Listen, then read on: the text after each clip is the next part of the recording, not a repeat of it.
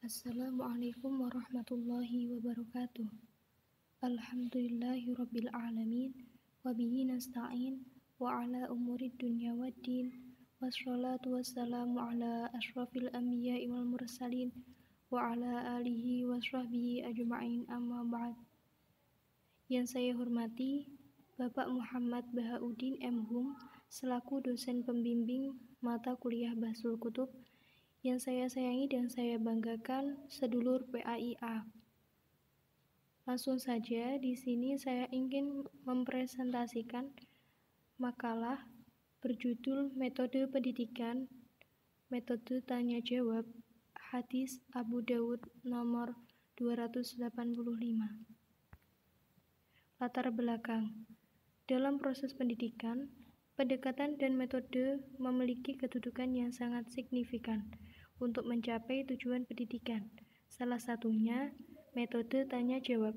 Metode ini menyajikan pembelajaran dalam bentuk pertanyaan yang dikemukakan oleh guru yang harus dibaca peserta didik, berkaitan dengan materi pembelajaran yang akan diajarkan, kemudian diakhiri dengan proses evaluasi hasil tanya-jawab.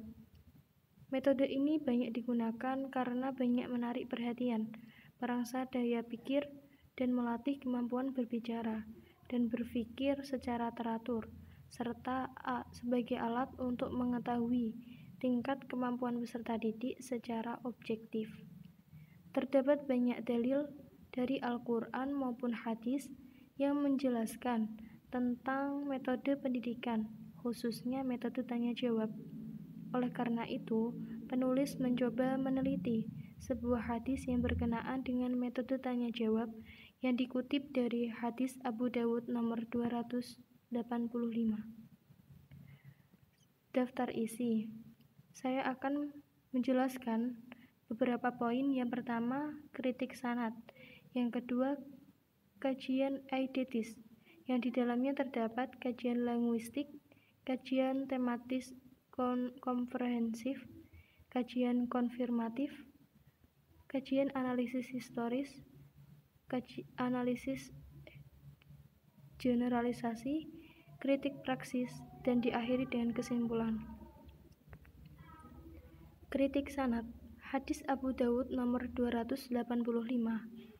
Hadatsana Nasr bin Asimil Antakiyu, hadatsana Muhammad bin Syu'aibi akhbarani Al-Auza'iyu annahu balaghahu an Atha ibni Abi Robah innahu sami'a Abdullah ibni Abbasin qala asraba rajulan jurhun fi ahdi Rasulullah sallallahu alaihi wasallam thumma ihtalama fa amira bil igtisali fa agtasala famata fabalagha dalika Rasulullah sallallahu alaihi wasallam faqala qatalahumullahu alam yakun syifa'u su'al. Artinya, telah menceritakan kepada kami Nasr bin Asim al-Antoki, telah menceritakan kepada kami Muhammad bin Syu'aib, telah mengabarkan kepadaku Al-Auza'i bahwa telah sampai kepadanya dari Atha bin Abi Robah bahwasanya dia mendengar Ibnu Abbas berkata, ada seseorang terluka pada masa Rasulullah SAW. Kemudian dia bermimpi junub, lalu dia diperintahkan untuk mandi, maka dia mandi dan meninggal. Kejadian ini kemudian sampai kepada Rasulullah SAW, maka beliau bersabda, mereka telah membunuhnya, semoga Allah membunuh mereka. Bukankah obat dari kebodohan adalah bertanya? Selanjutnya, sanad perawi dari hadis di atas. Yang pertama, Abdullah bin Abbas, Atha bin Abi Robah, Abdurrahman bin Amru, Muhammad bin Syu'aib, Nasr bin Asim. Keterangannya dapat dilihat di makalah kajian eidetis. A. Kajian linguistik. Dalam matan hadis Abu Dawud nomor 285 yang berbunyi alam yakun syifa'ul su'al, terdapat kajian balaghah. berupa adat istifham yang bermakna tahqir atau merendahkan, yaitu hamzah pada lafadz alam. Istifham bermakna tahqir ini bertujuan untuk merendahkan atau menghina derajat. Kalimat istifham yang diucapkan Rasulullah SAW pada hadis tersebut berfungsi agar para umat Islam ketika dalam mengambil keputusan harus bertanya kepada orang yang lebih mengetahui atau faham dalam bidangnya. Selanjutnya B. Kajian tematis komprehensif. Kajian ini mempertimbangkan teks-teks hadis lain yang memiliki tema serupa, baik berupa lafadz maupun maknanya. Berikut ini hadis yang serupa dengan hadis Abu Dawud nomor 285. Yang pertama, hadis riwayat Sunan Abu Dawud nomor 284. Yang kedua, hadis riwayat Sunan Ibnu Majah nomor 565. Selanjutnya, hadis riwayat Musnad Darimi nomor 745. Selanjutnya lagi hadis riwayat Musnad Ahmad nomor 2898. Keterangannya dapat dilihat lengkap di makalah ya. Selanjutnya C. Kajian konfirmatif. Kajian ini mengkonfirmasi makna hadis dengan petunjuk-petunjuk Al-Quran. Dalam hal ini berdasarkan hadis yang dibahas di atas, yaitu hadis Abu Dawud nomor 285, penulis mencoba mengonfirmasikan hadis tersebut dengan beberapa ayat Al-Quran. Di antaranya adalah surah An-Nahl ayat 43, surah Al-Anbiya ayat 7, dan surah Al-Furqan ayat 59. Analisis historis. Hadis ini menceritakan ketika sedang berada dalam perjalanan, Jabir bin Abdullah melihat sekelompok orang sedang berkerumun. Salah seorang dari mereka terkena batu di kepalanya hingga retak. Entah kenapa di malam harinya pria ini bermimpi basah atau ihtilam. Keesokan harinya bertanya dia kepada teman-temannya, apakah ada keringanan baginya untuk bertayamum? Tidak, kami dapati kamu keringanan atau rukhsah, sedangkan kamu masih mampu menggunakan air. Jawab temannya. Dengan polos pria itu pun mandi, yang mengakibatkan lukanya semakin parah, sehingga menyebabkan kematiannya. Sepulang dari perjalanan tersebut, Jabir bin Abdullah pun mengadukan kejadian tersebut kepada Nabi Muhammad SAW. Kemudian Nabi berkata, mereka telah membunuhnya. Semoga Allah membunuh mereka.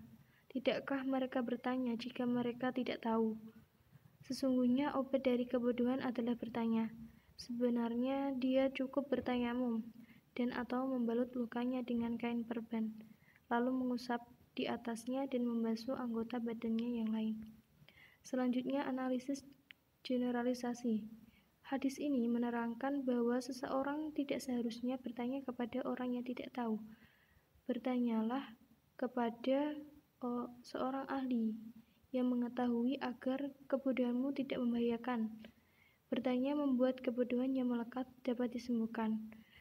Menurut Ibnu Qayyim, obat ketidaktahuan adalah bertanya kepada ulama yang memiliki kebijaksanaan dalam berfatwa.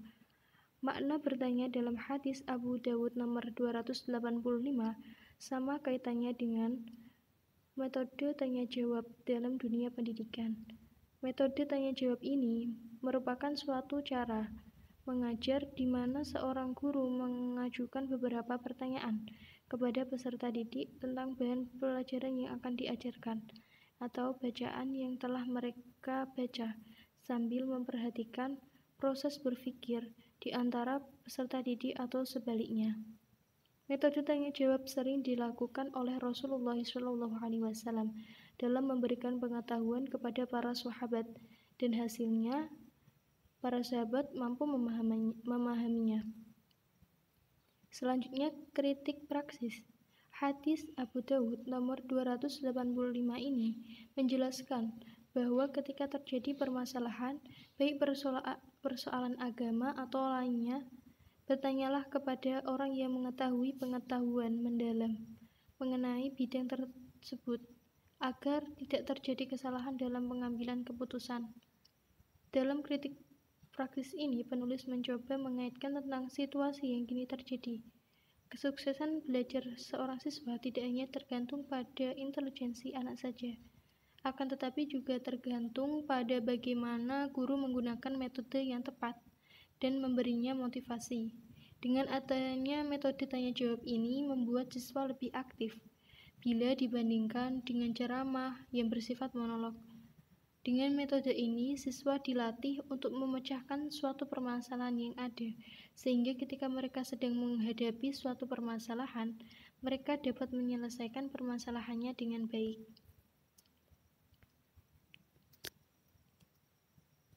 Selanjutnya adalah kesimpulan.